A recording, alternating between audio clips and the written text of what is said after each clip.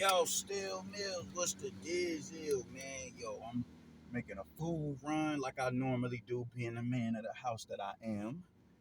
So while I'm out and about, I'm gonna come and talk to the 10 or 15 people that fuck with me, man. So peep gang, we got to get into Jerron Ennis' fight last night, man.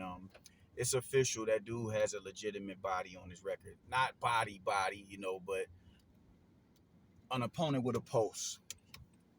An opponent with a pulse, man. That dude looked real sharp in there last night.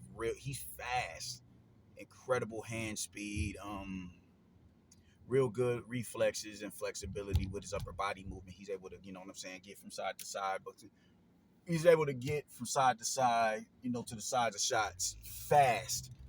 It's one thing to slip, but to be able to, just that fat, that's really good reflexes, man, and real good what they call that dexterity. The kid is incredible, man. Really good feet.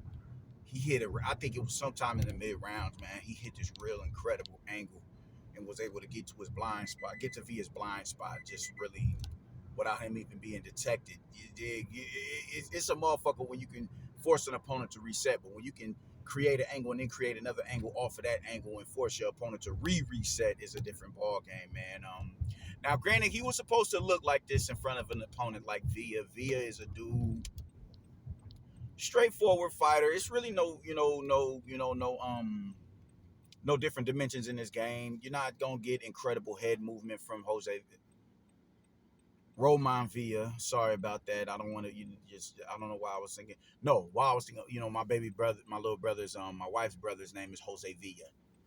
So my bad on that. You dig? But Roman Villa, we know what we're getting out of him. We're not getting no defensive wizard. We're not getting a magician in the ring. We're not getting a dude who has incredible counter punching capabilities. We're not getting a dude who can walk you into, straight right hands behind, set traps for you and keep you at bay with the jab and take half steps back off the jab, spin out and walk you into check left hooks. We're not getting a guy like that. We're getting a bull.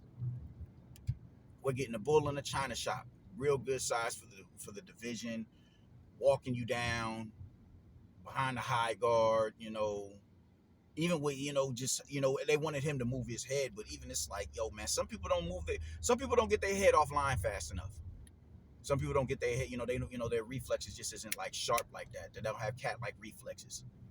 It's all about timing. And he was able to get to the side of shots and up under hooks and everything, like looping shots or whatever, but that was so far in between. And he landed some pretty good wood on Ennis. He landed some pretty good wood on him. The difference between between Ennis and Ellis, was the punching power of Ennis. That was the difference between the two of them, man.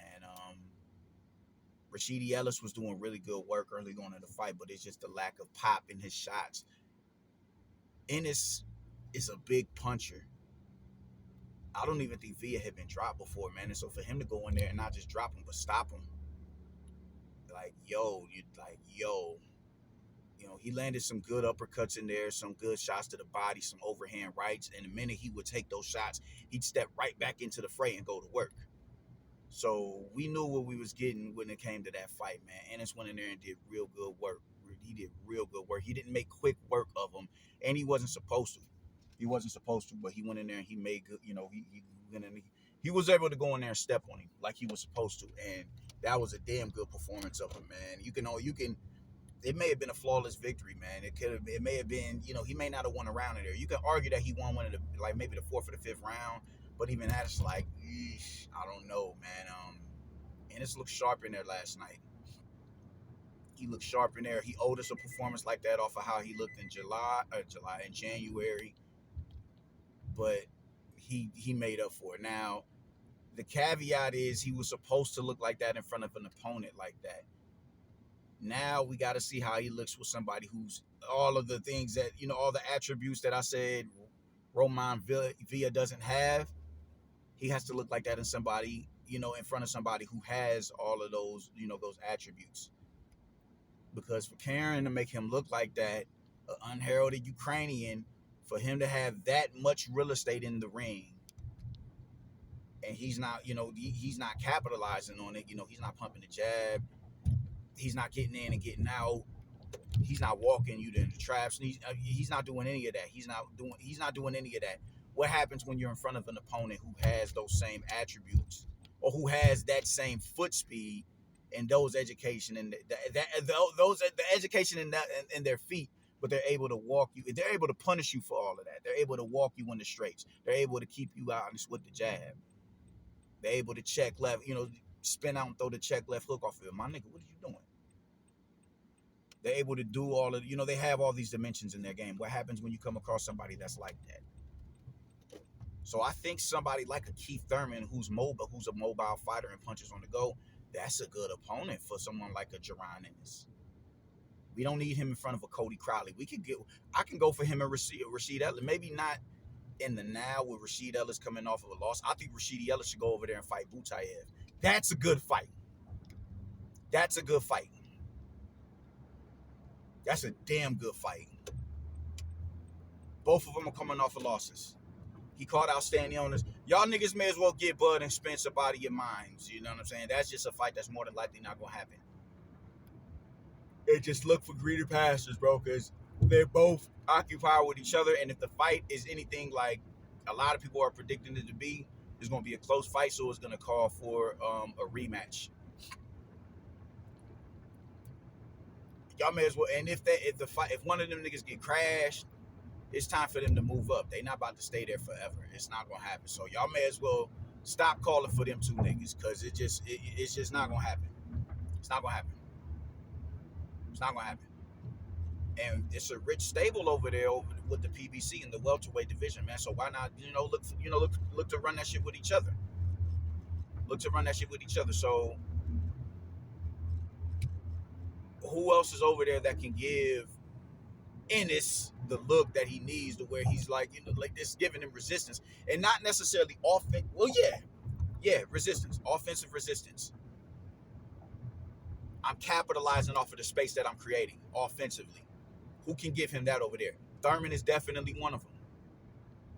I think Thurman is definitely one of them. Butayev and Speedy Rashidi Ellis is definitely one of them. And I think that's a fight they should be lining up, and the winner gets Bootz. Because both of them have a back foot game.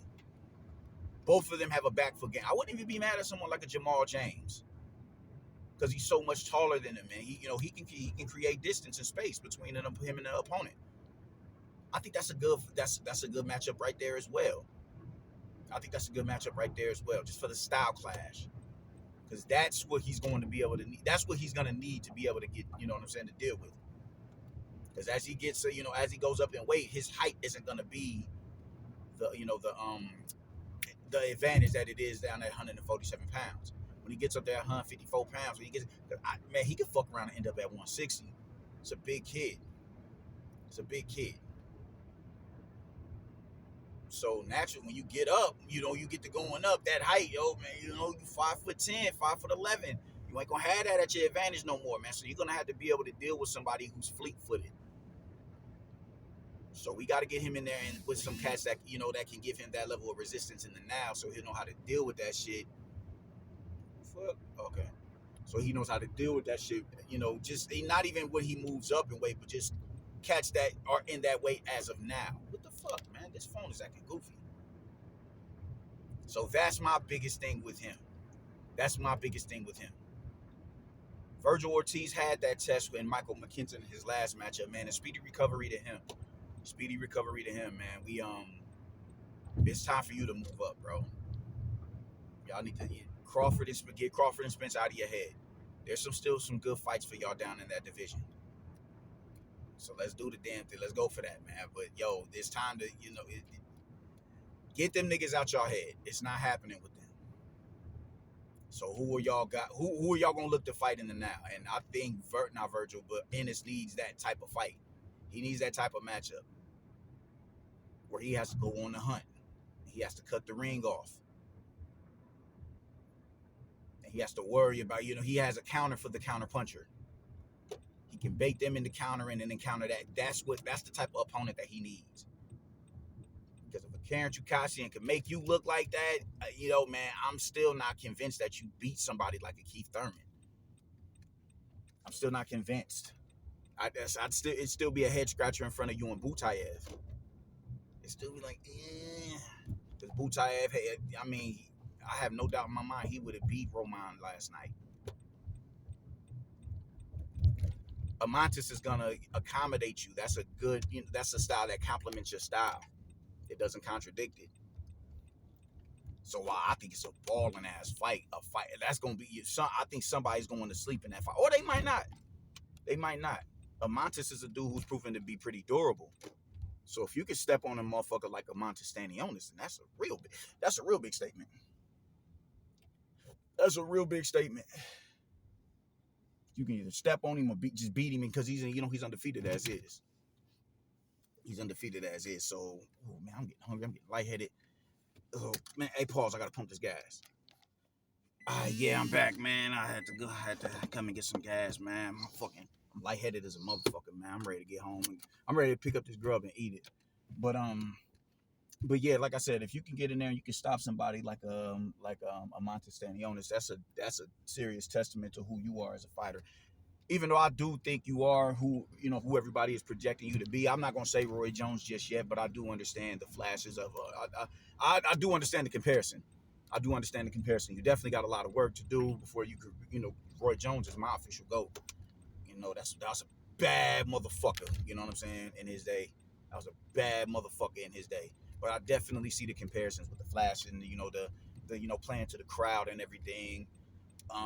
Just man, the clinic I watched from this kid last night, I was like, yo, this dude is sharp. This dude, he gonna be all right, man. He gonna be more than all right. This dude, he has the makings of a great fighter. He has the makings of a great fighter. And I honestly think before you jump up to 154 pounds, because I know it's a lot of people that's calling for him to jump up to 154 pounds. Before you jump up there, make sure you get up in there and you run that shit. What in the fuck? Let me close this shit out, man. This shit is getting on my nerves. Thank you. Before you jump up there to 154 pounds, where your height is no longer an advantage, I do think you should go in there at 147 pounds and fight somebody with a style like a Tony Harrison, someone who can fight, who has a really good back foot game, and a Jermell Charlo, somebody who has a back foot game. Pressure fighters, cool. You are going to be able to give us a showcase and put on a show in front of a pressure fighter. But that isn't the goal right now, man. You want to be able to get in there with somebody who's going to expose the flaws and the kinks in your armor. And the back foot dominant fighters have been not proven by a lot, because it isn't like a multitude of fighters have been able to bring that vulnerability out of you, but just that one fighter. And that one fighter was so low level that it was a shit. Like they've been taken back by that. Like, yo, he was able to make you look like that. Now, granted, did you dominate the fight? Yeah, you dominated the fight. Yeah, but it's the fact that look at Canelo once again. Canelo was supposed to go in there and dispatch of John Ryder. You were supposed to go in there and dispatch of Chukashi. Now, granted, you're being held to a certain level of scrutiny for that performance, as you should be. So it's not. I'm not. It's not the comparison. Oh man, y'all ain't saying that about Bootz. Yeah, they on your ass behind that. But the difference was John Ryder was he was in the top 5 in the division when Canelo went up there and fought him. I don't know where Chukatsian is at. He damn sure ain't no top 10. I don't know if he top 20. You dig what I'm saying? So you were supposed to go in there and step on that man, go in there and outline that man in chalk, and you didn't do that. And sometimes it just be like that. Sometimes it's just like, yo, you know what? You just not gonna get rid of this individual. But it wasn't like you wasn't in there, like hurting him or nothing like that. You was not able to pin him to the ropes and dispatch of him like everybody was predicting you to do. Sometimes it just be like that, or sometimes it's not. You just, if you've never been in front of a fighter like that before, at this level, and maybe Chukatsian is better than we thinking he is, but the fact of the matter is he's not on anybody's radar. So that was for you to be in there, being you're mandatory for a belt that Spence holds. Everybody is talking about you and Bud, how you go in there and you beat Bud. Bud is gonna go in there and knock out a Chukatsian. Look at how they're demonizing him for doing what he did to fucking Avanesian. And Avanesian is a top 10 point opponent in the division. He's number 6, if I'm not mistaken. You got to be able to get rid of these dudes, man. These, this level, that level of opposition should not be having you looking that vulnerable. You got to go in there and crash that man. So before you move up to 154 pounds, man, I mean, as much as I like you versus Amante Stanionis, you need to fight somebody like a Rashidi Ellis who has a back foot game. I would even more so say a Thurman. I would say you need to get in there with Thurman because Thurman's a bigger puncher than Rashidi Ellis. So he can punish you for the minute. You're going to feel every time he counters you. You're going to feel every time you lunge in out of desperation because you can't pin this dude to the rope. You're going to feel every backhand that man lays on you when you think you baiting him into a trap and he's baiting you into a trap. You're going to feel that shit. You're going to feel that jab. You're going to have to adjust to the man's speed, his timing, feet and hands. You're going to have to adjust to his power. You're going to have to be that much quicker on the counter and that quicker getting to the side and around the shots and up under shots because the dude can punch. He can punch. So that's how I'm feeling about it, man. Before you jump up to 154, them is the niggas at 147 pounds that you need to be dealing with. Thurman, at the very least, Rashidi Ellis. I would even say Bootz. I think them is the 3 motherfuckers right there because they have a good back foot game that can force you, that's gonna force you to make adjustments. And you're gonna have to be able to deal with the likes of them before you jump up. And if you do get a Bud fight, because I think you have an easier time with Spence than you would Bud because of the style clash. But I'm not even so convinced that you would beat somebody like Spence. Because Spence is, that's a champion right there. So I'm not going to disrespect that man and say you'd automatically beat him. No, I'm not going to do that. But you definitely do need to get in front of somebody that is going to highlight your vulnerabilities. And you too good, or you're too light on your feet for you to be looking like that. You know what I'm saying? You way too light on your feet. You're a sharp counter puncher. Man, like everything is there. I don't know if that was just one of them nights where it was just a bad performance, but you cannot afford to have bad performances like that against some goddamn Chukatian. Gotta get in there and dispatch of that motherfucker. Gotta go in there and crash that nigga. So I'm still overly critical of you in that regard. So I want to see you in there with the likes of Thurman. I don't know how y'all gonna do it, but you're gonna have to go to Al or somebody. Hey, yo, I need that work with Thurman. I need that right now. And make that right. While Thurman is vulnerable. So, yeah, that's pretty much how. Y'all go. That's pretty much how I'm feeling. That's pretty much how I'm feeling about it, man. Yeah, let me know if I'm wild or if I'm on to something, man. Y'all be easy.